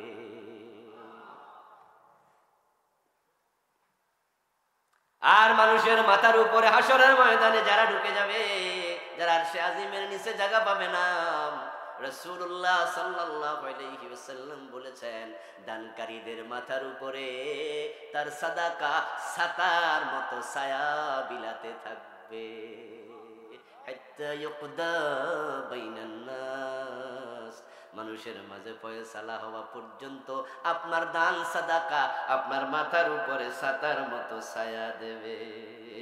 দেখি আমি তুমি পয়সা পাইয়া দান সাদাকা করো কিনা, অপচয় না করে সত্যের উপরে থাকো কিনা।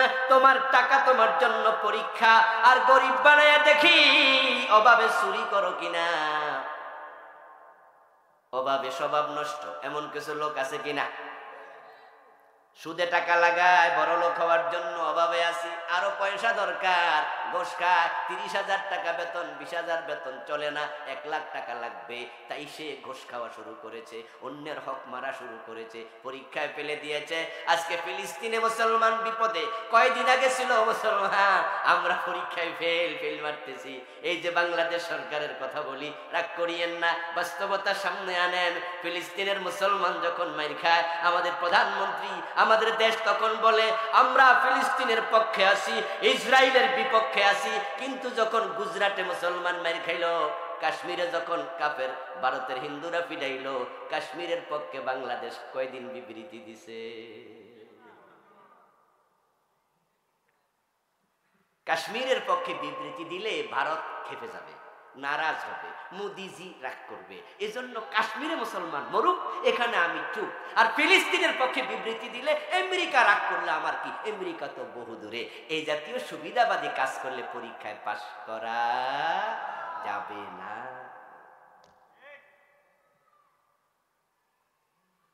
হতে পারে এটা পরীক্ষা। 3 নাম্বার বলেছি, হতে পারে আল্লাহর পরিকল্পনা। কিয়ামতের আগে মুসলমান কমতে থাকবে, কমতে কমতে অবস্থা এমন হবে তামাম দুনিয়াতে মুসলমানের সংখ্যা হাতে গোনা কয়জন। হতে পারে কিয়ামত তো আগাচ্ছে, তাই আল্লাহ তাআলা তার পরিকল্পনা বাস্তবায়ন করছে। ফিলিস্তিনের লোকেরা এমন ঈমানওয়ালা, এমন ঈমানওয়ালা, তারা ছোট বাচ্চাটাকে পর্যন্ত জিহাদের ট্রেনিং দেয়। 5 বছরের বাচ্চা, ওরা পর্যন্ত জিহাদের ট্রেনিং দেয়। আর তোমাদের কাছে জিহাদ তো জঙ্গিবাদ। তোমরা তো জিহাদের ট্রেনিং বুঝো না, ট্রেনিং নেও না। জিহাদ করা লাগবে মুসলমান, এটা তোমরা ভাবো না। তোমরা ভাবছো জিহাদ মানে জঙ্গিবাদ। অথচ নবী ঈসা আলাইহিস সালাম আসমান থেকে যখন অবতরণ করবেন উম্মত হয়ে, তিনি মানুষকে নামাজ দাওয়াত দেবে না, রোজার দাওয়াত দেবে না। তিনি দাওয়াত দেবে, আসো আমার সাথে দাজ্জালের বিরুদ্ধে যুদ্ধ হবে। উনি জিহাদ করার জন্য নামবেন।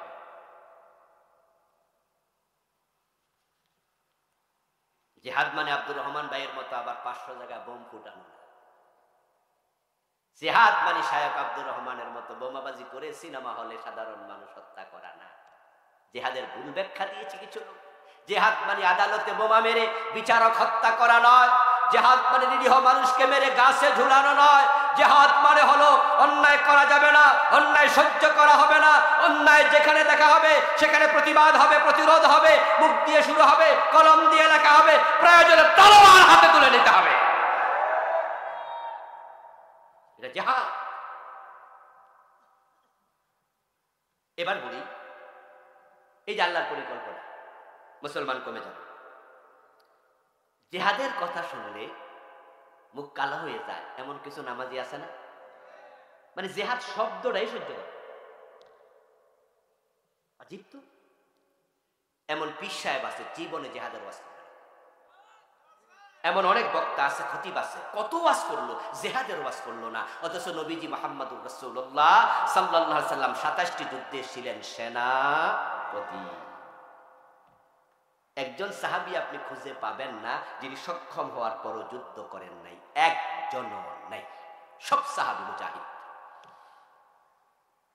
এজন্য প্রিয় নবী বলেন, মান লাম ইয়াগজু ওয়া লাম ইউহাদ্দিস বিহি নাফসাহু ফামাতা আলা শাওবাতিন মিনান নিফাক। যে ব্যক্তি জিহাদ করে নাই, জিহাদ তো আমরা করি না, আমরা মুখে বলছি, পরিবেশ এখনো হয়নি। যদি আসে, ঈসা নবী আগমন করবে, কখন করবে আমরা জানি না। হতে পারে করে ফেলবে আমাদের জীবদ্দশায়, হতে পারে আমার ছেলের যুগে, হতে পারে আমার নাতির যুগে, কখন আসে জানি না। ঈসা যখন ডাক মারবে জিহাদের জন্য যেতে হবে, তা আপনি তো জিহাদের ব্যাপারে অন্তরে কখনো পরিকল্পনাও লালন করেন? সেদিনকে আপনি যাবেন, আপনি তো বলবেন যে না না না না। বরং ফিলিস্তিনের মুজাহিদরা যখন জিহাদ করছে, তখন জিহাদের বিপক্ষে কথা বলছে এমন কিছু হুজুরও বাংলাদেশে আছে। কিছু হুজুরও পাওয়া গেছে। একজন তো বললোই, পত্রিকাতে ফেসবুকে পড়লাম, ওনার নিজের স্ট্যাটাস, নিজের আইডিতে পড়লাম, উনি বলছে এইসব অস্ত্র টস্ত্র দিয়ে জেহাদ দরকার নাই, বরং সহি আকীদা দিয়া, হেলেম দিয়া জেহাদ দরকার। বললাম জ্ঞান পাপী বলে কি? রাসূলুল্লাহ সাল্লাল্লাহু আলাইহি ওয়াসাল্লাম তো তলোয়ার হাতে নিয়েছে, সাহাবারা হাতে নিয়েছে, ঈসা নবী বর্ষা হাতে নেবেন, বর্ষা দিয়া দাজ্জালকে মারবেন। ও মিয়া, সহি আকীদা অবশ্যই লাগবে, সহি ইলম অবশ্যই লাগবে, কিন্তু জিহাদ হবে অস্ত্র দিয়া, তখন তোমাকে প্রয়োজনে তলোয়ার হাতে নিতে হবে। সাহাবায়ে কেরামের আকীদা কি সহি ছিল? ছিল কিনা? দ্বিমত আছে নাকি? আকীদা সহি ছিল কিনা? সাহাবীর ইলম সহি ছিল কিনা? এবার বলুন হাতে তলোয়ারও ছিল কিনা? তিনটার সমন্বয় লাগবে।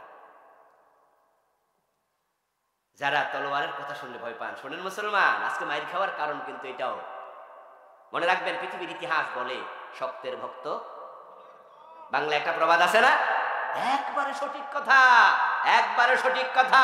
আল জান্নাতু তাহতা জিলালিস সায়ব, জান্নাত কোথায় খুঁজছো? মসজিদের ভিতরে গিয়ে জান্নাত খোঁজো, সেখানে জান্নাত নাই। কাবা শরীফে গেছো হজ করার জন্য, জান্নাত সেখানে নাই। রোজা রাখছো, জান্নাত সেখানে নাই। এগুলো জান্নাতে যাওয়ার এক একটা মাধ্যম। তুমি যদি জান্নাত সহজে পেতে চাও, জান্নাত তলোয়ারের ছায়ার নিচে জিহাদ করে শহীদ হও, চোখ বন্ধ হবে, দেরি করা লাগবে না, সরাসরি আল্লাহর জান্নাতে ঢুকে যাবে। শহীদদেরকে আল্লাহ মরা বলতে নিষেধ করেছে, তাদেরকে মৃত্যুও বলা যাবে না, তারা সরাসরি জীবিত। ইনদা রাব্বিহিম ইউরযাকুন। আপনারা স্পেনের নাম সকলে শুনেছেন, যেটাকে আন্দালুসিয়া বলা হতো। স্পেনে বাদশাহ ছিল রোডারিক। কি নাম বললাম? সে ছিল খ্রিস্টান। ওখানে কিছু মুসলমান ছিল, তবে সংখ্যায় ছিল খুবই কম। ওই খ্রিস্টান সৈন্যরা, খ্রিস্টান মানুষেরা ওই যে অল্প কিছু মুসলমান, তাদের উপর জুলুম কোরবানি করতে পারে না। এইবারের কোরবানির ঈদে আমার পরিচিত দুজন লোক, তারা ভারত ঈদ করেছে, ওখান থেকে তারা অন্য দেশে গিয়েছে, ভারত ঘুরে ঘুরে একটু সাপোর্ট করছে। তা আমার বললো যে কোরবানির ঈদের দিন ঈদের নামাজে যাব। এখন আমরা হোটেলে ছিলাম, খোঁজ নিলাম এখানে কি ঈদের নামাজ হবে, মুসলমান আছে? তখন ওদের আমাদেরকে কেউ কেউ বললো যে আছে, অমুক জায়গায় ঈদের নামাজ হয়। বললো আমরা সকালবেলা ওখানে চলে গেলাম। ঈদের নামাজের পরে এবার গরু জবে দেখবো যে ভারতে কিভাবে গরু জবে করে মুসলমানেরা। কতক্ষণ আমরা বললাম আমাদের মুসলিম ভাইদেরকে, বললো তাহলে আমাদের সাথে চলেন। দল বেঁধে গেল, বললো যে একা একা যাবেন না, রিক্স আছে, একা একা গেলে পথে আক্রমণও হতে পারে, ঝুঁকি আছে। তো আমরা দল বেঁধে, অনেকে 100 জন 200 জনের মতো দল বেঁধে আমরা একসাথে ঢুকলাম। গিয়ে দেখি একটা বিশাল বাউন্ডারিওয়ালা, জেলখানার ওয়ালের মতো, প্রায় 12-14 ফিট উঁচু বাউন্ডারি। ওই বাউন্ডারি একটা ওয়ালা একটা জায়গা, তালা লাগানো, বিশাল দরজা। ওরা তালা খুললো, দরজা খুললো, আমরা সবাই দল বেঁধে ঢুকলাম। ঢোকার পরে দেখি সেখানে অনেকগুলো গরু। এবার তারা গরু জবাই করবে কোরবানির দিন। দরজাটা লাগাই দিল, লাগাই দিয়ে আওয়াজ করে বলল, দয়া করে কেহই ভিডিও করবেন না, দয়া করে কেহই ফেসবুকে দিবেন না। এই মুহূর্তে যদি ভিডিও করা হয়, ফেসবুকে দেয়া হয়, তাহলে পরিবেশ খারাপ হয়ে যেতে পারে। তাহলে এবার দেখেন, মুসলমান গরু জবাই করবে, এটা তাদের ব্যাপার, তাদের ঈদ, সেখানে কতটা অনিরাপদ আছে আমাদের ভাইয়েরা। অথচ হিন্দুরা আমাদের দেশে 8% হবে না, 92% মুসলমান। তার মাঝে 8%-এর মাঝে খ্রিস্টান আছে, বৌদ্ধ আছে, চাকমা আছে, আছে না? অনেক জাতি আছে, তার সাথে হিন্দু, ধরেন তারা 5% বা 6%। এই যে কতদিন আগে তাদের দুর্গা পূজা গেল, তারা বাংলাদেশে দুর্গা পূজা করেছে ওপেন, আমরা বাধা দেই নাই, ইসলাম বাধা দিতে বলেও না। বরং আমাদের মেম্বার, চেয়ারম্যান, পুলিশ, বিজেপি, আমরা তাদেরকে বলি যে আপনারা নিরাপত্তা তাদেরকে হেল্প করেন, কেউ যেন সেখানে আক্রমণ করতে না পারে।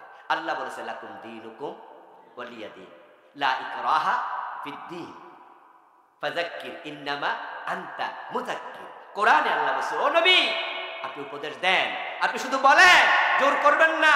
ইসলাম অনিসলাম আলাদা হয়ে গেছে। কাদ তাবায়্যানা রুশদু মিনাল গায়।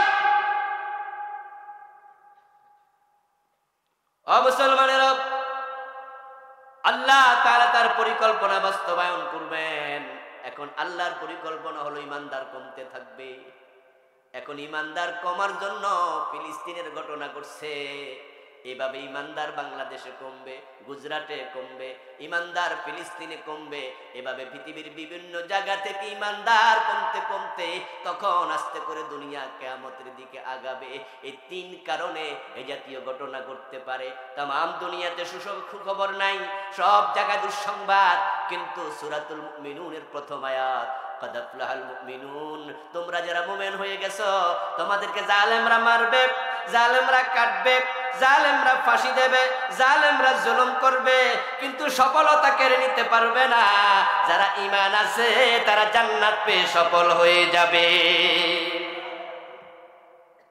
আমাদের জান্নাত কেউ কেড়ে নিতে পারবে না।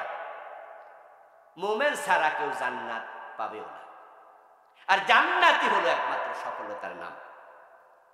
1000 কোটি টাকা আছে, কিন্তু আপনার জীবন আচার জান্নাতি নয়, আপনি ফেল, আপনি ব্যর্থ। বিঘা বিঘা জমিন আছে, কিন্তু জীবন আচারটা জান্নাতি নয়, আপনি ফেল। আপনি এমপি, আপনি মন্ত্রীর ক্ষমতা আপনার হাতে আছে, কিন্তু জীবন আচারটা জান্নাতি নয়, আপনি ফেল। আপনি বিশ্ববিদ্যালয়ের প্রফেসর না, আপনি ঢাকা বিশ্ববিদ্যালয়ের ভিসি, চিটাগং ইউনিভার্সিটির ভিসি, কিন্তু জীবনটা জান্নাতি নয়, আপনি ফেল। আর আপনি রিক্সা চালান, আপনি ঠেলাওয়ালা, আপনি দিনমজুর, কিন্তু আপনি 5 ওয়াক্ত নামাজি, আপনি হারাম খান না, জান্নাতের পথে চলছেন। আপনি গরিব ঠেলাওয়ালা, কিন্তু আপনি সফল, আপনি জান্নাতি। সুবহানাল্লাহ। আমরা আজকের মাহফিলে যারা আছি, ছেলে এমবিবিএস ডাক্তার, মাসে 10 লাখ, 15 লাখ, 20 লাখ টাকা কামায়। এমন বাবাও 2-1 জন থাকতে পারে। ছেলে ইঞ্জিনিয়ার, মাসে বেতনই পায় 10 লাখ টাকা, এমন থাকতে পারে। আমি প্রশ্ন করব, আপনার ইঞ্জিনিয়ার ছেলে কি 5 ওয়াক্ত নামাজ পড়ে? আপনি যদি বলেন বুকে হাত দিয়া, বুকটা উঁচু করে, অবশ্যই পড়ে, আপনার জন্য সুসংবাদ, নামাজ জান্নাতের চাবি। আপনার ছেলের হাতে জান্নাতের চাবি উঠেছে, আল্লাহ জান্নাত দিতেও পারে। আপনার ছেলে ইঞ্জিনিয়ার, 5 ওয়াক্ত নামাজ পড়ে, যদি বলেন হ্যাঁ, আপনার জন্য সুসংবাদ, আল্লাহ জান্নাত দিতেও পারে। কিন্তু যদি বলেন না, মাসে 15 লাখ টাকা কামায়, মাসে 10 লাখ টাকা কামায়, আমার ডাক্তার ছেলে, হুজুর 5 ওয়াক্ত তো পড়ে না, হুজুর আমার ইঞ্জিনিয়ার ছেলে 5 ওয়াক্ত নামাজ তো পড়ে না, আমি আপনাকে বলবো আপনি ব্যর্থ, আপনার সন্তানও ব্যর্থ।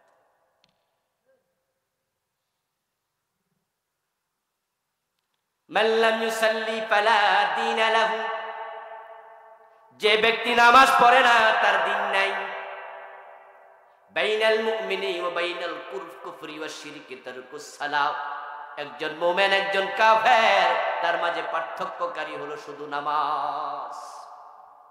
মান তারাকা সালাতাম মুতাআম্মিদান ফাকাদ কাফারা, যে ব্যক্তি ইচ্ছা করে নামাজ ছেড়ে দেয় সে কুফরি করে। এখন সমাজে অনেক নামাজি, অনেক বেনামাজি মিলেমিশে আছে। বাবা নামাজ পড়ে, ছেলে সকাল বেলায় ঘুমায়, বাবা ছেলেকে মসজিদে ডেকে আনে না। বাবা নামাজি, নিজের যুবতী মেয়ে বেনামাজি, স্বামী নামাজি, বউ বেনামাজি, এমন হাজারো পরিবার আছে না নাই? মুমিন সফল তখন হবে যখন মুমিন নামাজকে আঁকড়াইয়া ধরবে। নামাজ পড়ার পরে আবার আল্লাহ তাআলা বলেন আল্লাযীনা ফি সালাতিহিম খাশিউন, শুধু আবার নামাজের রাকাত গুনলে চলবে না, নামাজের মাঝে খুশু তৈরি করা লাগবে। এমন নামাজ পড়ো যেন তুমি তোমার রবের সাথে কথা বলছো। যে ব্যক্তি নামাজে দাঁড়ায়, মান কামা ফি সালাতিহি ফাইন্নাহু ইউনাজি রাব্বাহু, যে নামাজে দাঁড়ালো রাসূল বলেন সে রবের সাথে কথা বলা শুরু করলো। অথচ নামাজে দাঁড়াইছেন, মন নিমসার বাজার চলে গেছে। এমন নামাজের সংখ্যা সমাজে বেশি। আর যখন আপনার নামাজ আপনাকে আল্লাহ পর্যন্ত পৌঁছাতে পারবে না, ওই নামাজ অন্যায় থেকেও ফিরাতে পারবে না। তাই আমরা দেখি সমাজের নামাজি মানুষ সুদে টাকা লাগায়, 5 ওয়াক্ত নামাজ পড়ছে, সুদে টাকা লাগায়, নামাজ পড়ছে আবার অফিসে ঘুষ খাচ্ছে। নামাজি মানুষ ওজনে কম দেয়, নামাজি মানুষ ভালো বেতন দেয়। আরে ভালো, সুবহানাল্লাহ। ক্লায়েন্টে কয়, এ ভাই দিলে তাড়াতাড়ি দেন, আজান হয়ে গেছে। মানে সকাল 10টা থেকে গোশ খাওয়া শুরু করছে, খাইতে খাইতে এখন জোহরের আজান কানে আসছে, নামাজ কিন্তু ছাড়বে না। এখন তিনি ক্লায়েন্টকে কয়, ভাই ভাই আজান হয়েছে, দিলে তাড়াতাড়ি দেন। 2 পকেটে গোশের টাকা, আল্লাহর সামনে মসজিদে গিয়ে দাঁড়াইছে, ইয়াকা না'বুদু ওয়া ইয়াকা নাস্তাঈন, আল্লাহ আমি তোমার গোলাম। আল্লাহ কয়, পকেটে এগুলো কি? এ গোলাম পকেটে কি? আল্লাহকে আপনি এতই সোজা পেয়ে গেলেন যে আপনি আল্লাহকে বলবেন আমি তোমার গোলাম, আর আল্লাহ পত করে লিখে নেবে হ্যাঁ তুমি আমার গোলাম। এত সোজা। আল্লাহ বলে না, ইয়ালামু জাহরাকুম ইয়ালামু সিররাকুম ওয়া ইয়ালামু জাহরাকুম ইয়ালামু মা তুখফিস সুদূর। তোমার চোখ যা গোপন করে আল্লাহ সেটা জানেন। ইয়ালামু মা ফিস সুদূর, অন্তরে যেটা গোপন রাখো সেটাও আল্লাহ জানে। এই জন্য নামাজ হবে মুত্তাকির নামাজ, যে নামাজ অন্যায় মুক্ত জীবন যাপন অভ্যস্ত করবে, ওই নামাজই আপনাকে জান্নাত পর্যন্ত পৌঁছাবে। এই জন্য নামাজ পড়বে রাসূলুল্লাহর মতো। কিন্তু এখন তো আমরা নামাজ মন মতো পড়ি, নামাজের মাঝে বেদাত ঢুকিয়ে দিয়েছি। আমরা নামাজের মাঝে রাসূলের সুন্নাহকে বর্জন করছি, অথচ কথা ছিল সল্লু কামা রাআইতুমুনি উসাল্লি। এমন ভাবে নামাজ পড়ো যেভাবে নামাজ পড়তে আমি নবীকে তুমি দেখো।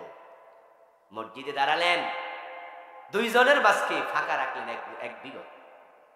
রাসূলুল্লাহ বলছে আমি দেখি যখন তোমরা মসজিদে নামাজে দাঁড়িয়ে দুজনের মাঝে ফাঁকা রাখো, মাঝখানে শয়তান বকরির বাচ্চার সুরত ধরে এসে দাঁড়ায়। এখন আমরা মাসলা বানিয়ে নিয়েছি দুইজনের মাঝখানে নাকি 4 আঙ্গুল ফাঁকা রাখা লাগবে, অথচ আল্লাহর হাবিব শিখাইছে না, তারাসু, কাছে দাঁড়াও, কাছে দাঁড়াও, কোনো ফাঁকা রেখো না। আর আপনি মাসলা করছেন 4 আঙ্গুল ফাঁকা লাগবে। আস্তাগফিরুল্লাহ। আর করোনা যখন বাংলাদেশে ঢুকছিল তখন করোনা আরো ফাঁকা বানায় দিছে, এবং করোনার যত ফাঁকিবাজি সব মসজিদে ছিল, ঠিক না? বাজারে লোকের অভাব নাই, লোকাল বাসে অভাব নাই। দুইজন এক রিকশায় চইরা জুমা মসজিদে গেছে, পাশাপাশি বইয়া ঘষাঘষি করতে করতে মসজিদে ঢুইকা কয় আলাদা খারাপ। কি আশ্চর্য না ব্যাপারটা? মোটর সাইকেলে চইরা তিনজন এক মোটর সাইকেলে বইলে মাঝখানে কোনো ফাঁক থাকে? কিন্তু হে তিনজন নাই বা মসজিদে ঢুইকা কয় এক বিকট ফাঁকা কর। আজীব।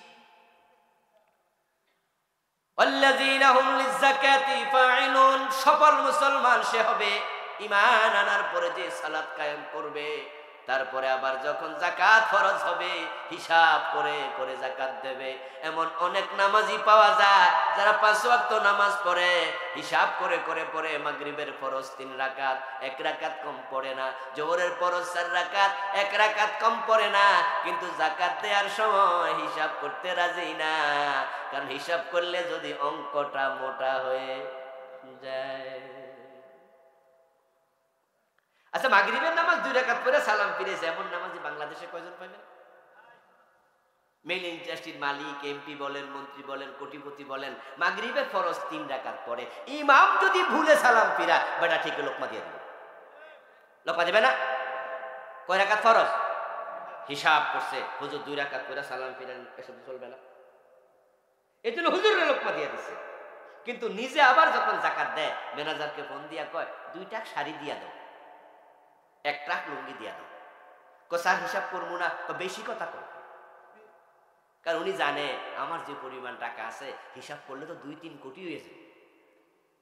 তো বরং 50 লাখ টাকা দিয়া 3-4 গাড়ি শাড়ি মারি দিয়া শেষ, আল্লাহরে কয়ে দিব আল্লাহ যাকাত দিছি, তুমি সাক্ষী। এই যে দিলাম, এলাকার পাবলিকও সাক্ষী দিব আমরা শাড়ি পাইছি, আর আল্লাহ করে জান্নাত দিয়ে দিল, ঠিক না? এত সোজা।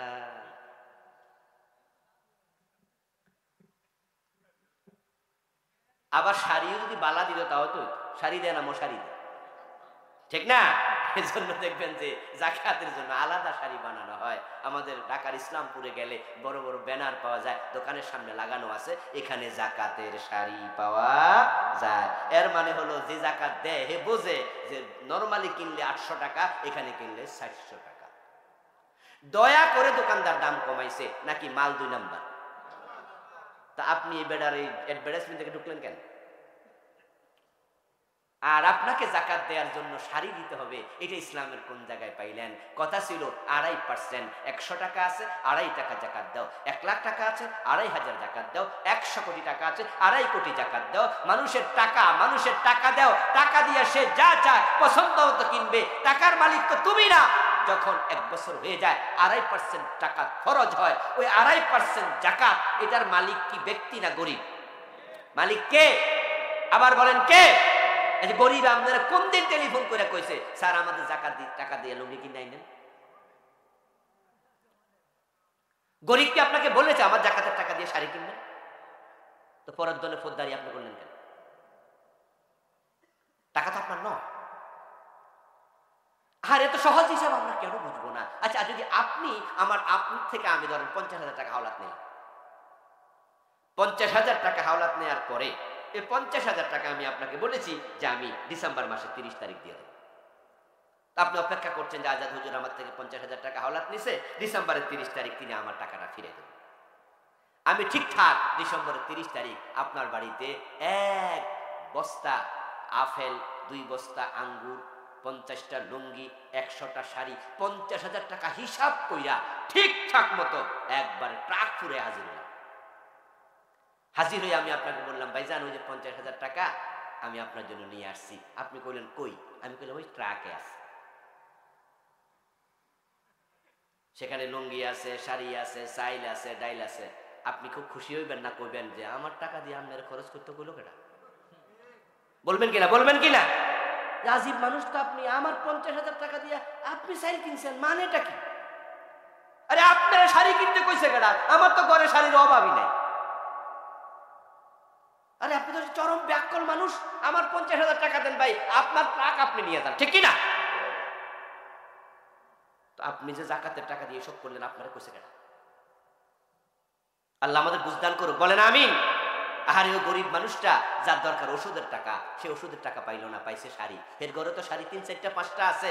উনিও শাড়ি দিছে, উনিও শাড়ি দিছে, উনিও লুঙ্গি দিছে, উনিও লুঙ্গি দিছে, আমিও শাড়ি দিছি। এখন উনার 10টা শাড়ি, এখন 10 শাড়ি দিয়ে কি করবে? উনার তো ছেলের বেতন দেয়া দরকার, স্কুলে বেতন দিতে পারে না। ওরা লাগবে কি আর দিলেন কি? চলছে জাকাত দেয়া, আল্লাহর কাছে হিসাব দিতে পারবেন না। ওয়াল্লাযীনা হুম লিযাকাতি ফাঈলুন, যথাযথভাবে জাকাত আদায় করুন। জাকাত দেয়া যেমন ফরজ, হিসাব করাও ফরজ। পাই টু পাই হিসাব করতে হবে। অতিরিক্ত যদি দেন সেটা হবে সাদাকা, কিন্তু যদি কম দেন জাকাত আদায় হবে। হ্যাঁ, আপনি এবার জাকাত দিতে পারছেন না, আপনার টাকা ছিল, গত 1 বছর আপনি ছিল, আপনি হিসাব করছেন যে আমার উপর 3 লাখ টাকা জাকাত আসছে, কিন্তু এই মুহূর্তে 3 লাখ টাকা দেওয়ার মতো সামর্থ্য নাই। আমার ঘরে 20 ভরি স্বর্ণ আছে, 20 ভরি স্বর্ণ বাজার মূল্য কত? এত টাকা, আমি জাকাত দেব, কিন্তু এই মুহূর্তে আমার টাকা নাই, আগামী 1 মাস পরে টাকা হাতে আসবে, আপনি দিতে পারবেন 1 মাস পরে, দিলে আদায় হয়ে যাবে। কিন্তু আপনি কম দেবেন না, হিসাবও করবেন, যথাযথ দেবেন। একটু দেরিতে দিতে চাইলে আল্লাহর কাছে ক্ষমা চেয়ে নেবেন, কিন্তু আপনি লামসাম দেওয়ার কোনো অধিকার আপনার। তাহলে আজকের আলোচনা থেকে আমরা যা শিখলাম, 1 নাম্বার, মুমিন সুসংবাদ প্রাপ্ত হবে ঈমানদার হওয়ার পরে সালাত করলে। 2 নাম্বার আলোচনা যেটা করলাম সেটা হচ্ছে জাকাত যথাযথভাবে আদায় করলে। আর ভূমিকাতে যা বললাম, অন্যায় যেখানে প্রতিরোধ করতে হবে সেখানে, তাহলে ইনশাআল্লাহ আল্লাহ যে জান্নাতের সুসংবাদ দিলেন সেটা আমাদের মিলে যাবে। আল্লাহ এই কথাগুলো আমি এবং আমরা যারা শুনলাম সবাইকে আমল করার তৌফিক দাও, বলেন আমিন।